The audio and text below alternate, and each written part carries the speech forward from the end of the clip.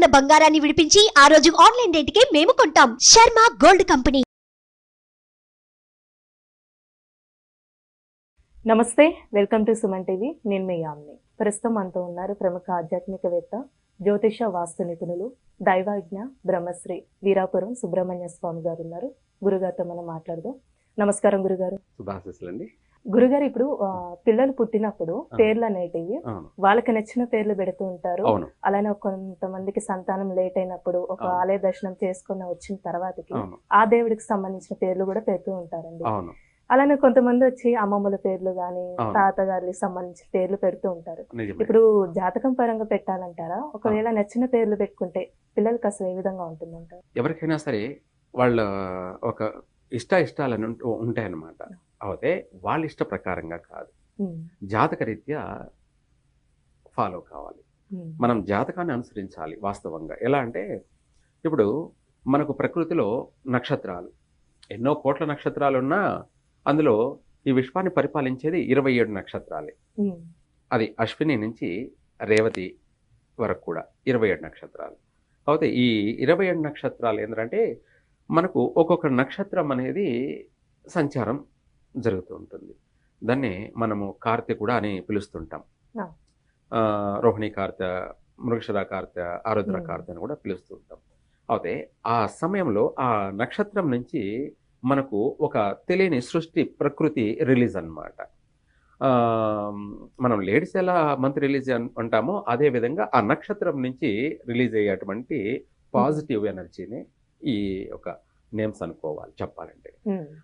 అయితే ఈ యొక్క నేమ్స్ అనేది మనం పుట్టినటువంటి ఆ రోజు మనం వివాహం చేసుకున్నాము. వివాహం చేసుకున్న తర్వాత మనకు సంవత్సరానికో 2 సంవత్సరాలకో ప్రతిఫలం కలిగింది. మనకు పుట్టబోయే అటు బిడ్డ అంటే మగపిల్లవాడు పుడితే కానీ లేదా ఆడపిల్ల పుట్టినా కానీ ఎవరు పుట్టినా కూడా ఆ రోజు ఏ నక్షత్రం ఉంది, అందులోనూ 4 పాదాలు ఉంటాయి. ఈ యొక్క 4 పాదాలలో ఏ అక్షరం అంటే ఏ పాదానికి ఏ అక్షరం వర్తిస్తుంది అని చెప్పేసి ఇప్పుడు మనం ఎగ్జాంపుల్గా అనుకుందాం. శతభిష నక్షత్రం అనుకుందాం. మొదటి పాదం ఏంటంటే గో, 1వ పాదం, అలాగే 2వ పాదం స, 3వ పాదం సి, 4వ పాదం సు. అక్షరాల మీద అంటే 4 అక్షరాలు. 4 అక్షరాలు ఏదైనా కాదు, అంటే ఆ పుట్టిన సమయాన్ని బట్టి ఆ పాద ప్రకారంగా మొదటి పాదంలో పుట్టారు అనుకోండి అబ్బాయి, గోపి, గో అక్షరం మీద గోపి, గోపాల్, ఇలా ఎన్నో, గోపాలకృష్ణ, ఎన్నో నేమ్స్ వస్తుంటాయి. అది వేరే, కానీ అక్షరం ఏం ప్రధానమైంది అంటే గో అక్షరం మీద పెట్టాలి. లేదు 2వ పాదంలో పుట్టాడు, సా మీద పెట్టాలి. 3వ పాదంలో పుట్టాడు, సి మీద పెట్టాలి. 4వ పాదంలో పుట్టాడు, ఆ 4వ అక్షరం మీద పేరు పెట్టాలి. అంటే సు మీద సూరి, సుబ్రహ్మణ్యం, ఇలా ఎన్నో ఆ సు అక్షరం మీద ఎన్నెన్నో నేమ్స్ వస్తాయి. అందులో మనకు ఇష్టమైంది స్వీట్ నేమ్ అయింది ఆ అక్షరంలోనే మనం పెట్టాలి.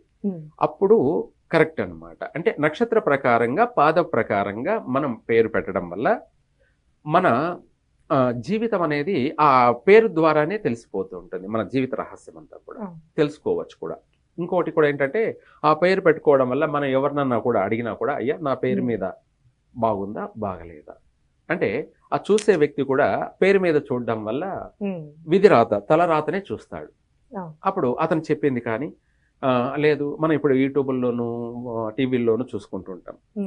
మన పేరు గోపాలకృష్ణ లేదా సుబ్రహ్మణ్యం కాబట్టి ఆ ప్రకారంగా కుంభరాశి అవుతుంది చూసుకుంటాం. ఆ చెప్పిన దానికి అక్కడ ఆ యొక్క అయ్యగారు చెప్పిన దానికి మనం తెలుసుకున్న దానికి కరెక్ట్గా మ్యాచ్ అవుతుంది. అంటే మనం తలరాత మ్యాచ్ అవుతుంది. ఆయన చెప్పింది కరెక్ట్. ఎలా అంటే ఆ కుంభరాశి ప్రకారంగా ఆయన చెప్తాడు కాబట్టి ఆ రాశి ప్రకారంగా మన యొక్క జన్మరాశి అదే కాబట్టి నక్షత్ర ప్రకారంగా కానీ రాశి ప్రకారంగా కానీ కరెక్ట్ కాబట్టి మనకు ఆయన చెప్పిన దానికి 2 మ్యాచ్ అవుతాయి. అప్పుడు మనం నమ్మడానికి వీలవుతుంది. అలా కాకుండా మనకిష్టం వచ్చినట్టు ఏదో మా తాత పేరు, ముత్తాత పేరు, లేకపోతే ఏదేదో మనం ఇష్టమైన పేరు మనం పెట్టుకున్నాం అనుకోండి, అప్పుడు ఏమవుతుందంటే మనం పేరు మీద చూస్తాం, మన తలరాత కాదు. మన పేరు మీద ఏంది, ఆ పెట్టిన పేరు మీద రాసి ఏదవుతుందో ఆ రాశి చూసుకుంటాం. ఆయన చెప్పేది ఆ రాశి గురించి చెప్తాడు.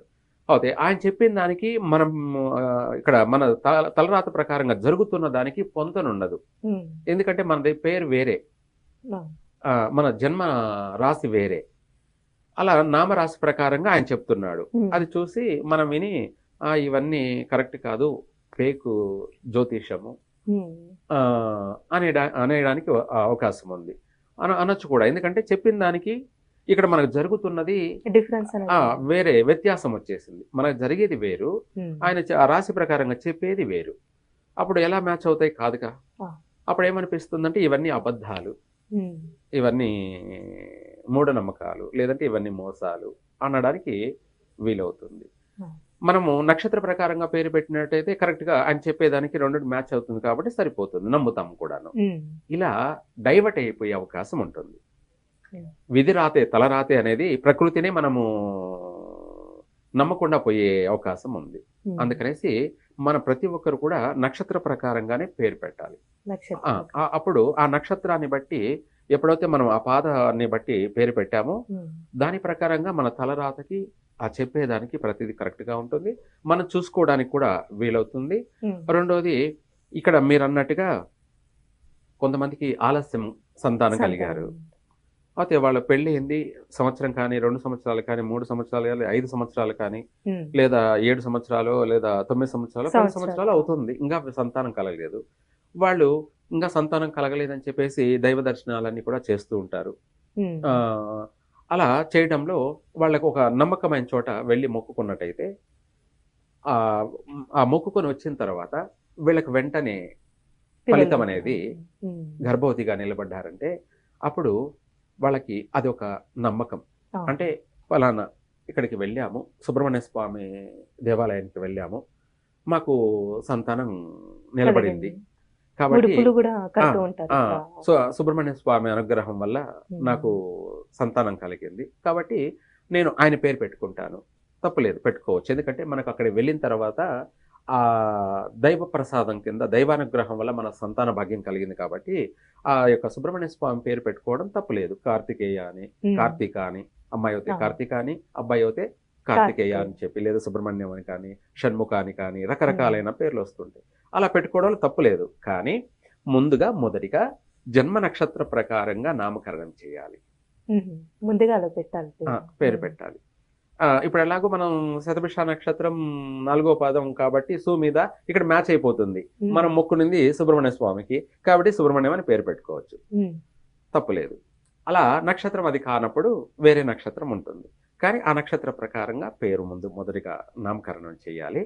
చేసిన తర్వాత రెండో పేరుగా మనం ఎవరినైతే మొక్కున్నామో ఆ సుబ్రహ్మణ్య స్వామిని మొక్కున్నాం కాబట్టి కార్తికేయ అని పేరు పెట్టుకోవాలనుకున్నాం కాబట్టి అప్పుడు కార్తికేయ అని పేరు పెట్టుకొని పిలుచుకోవచ్చు, అదే కంటిన్యూ చేసుకోవచ్చు. ముందుగా అయితే నక్షత్ర ప్రకారం పెట్టాలి. జన్మనామం ఏమిటి అంటే అప్పుడు సూర్య అని లేదా సుబ్రహ్మణ్యం అని చెప్పుకోవాలి. అలా మనకు నక్షత్ర ప్రకారంగా పేరు పెట్టిన తర్వాత మనం మొక్కుబడి కాబట్టి, మనం వరపడాం కాబట్టి, ఆ భగవంతుని అనుగ్రహం వల్ల మనకు సంతాన భాగ్యం కలిగింది కాబట్టి అప్పుడు ఆయన పేరు, అంటే సుబ్రహ్మణ్యం కాకుండా శివుని దగ్గరికి వెళ్ళారు, లేదంటే ఇంకో చోటికి వెళ్ళారు, అలా ఆ దేవుని యొక్క పేరే పెట్టుకోవాలి. అది ఏమిటంటే రెండో నేమ్, జన్మనామం కాకుండా రెండో పేరు అదే పెట్టుకొని అదే కంటిన్యూగా పిలుచుకోవచ్చు, అదే కూడా రాయవచ్చు. అయితే జన్మనామం ఏమిటి అన్నప్పుడు మనం చెప్పాలి.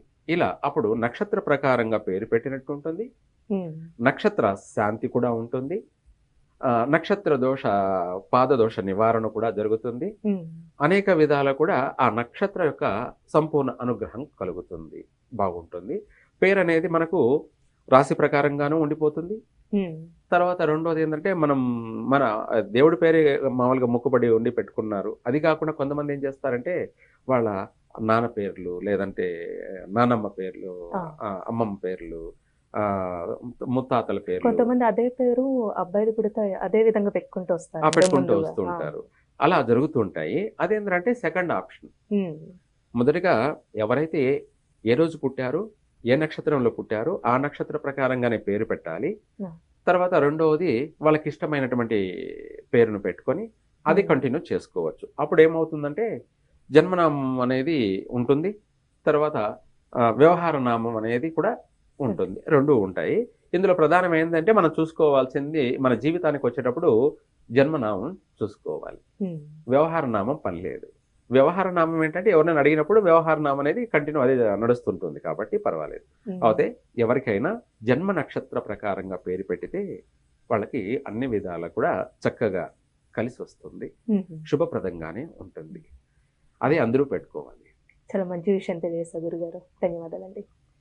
సుమన్ టీవీలో మీ పర్సనల్ అండ్ బిజినెస్ ప్రమోషన్స్ కోసం కింది నెంబర్కి కాంటాక్ట్ చేయండి.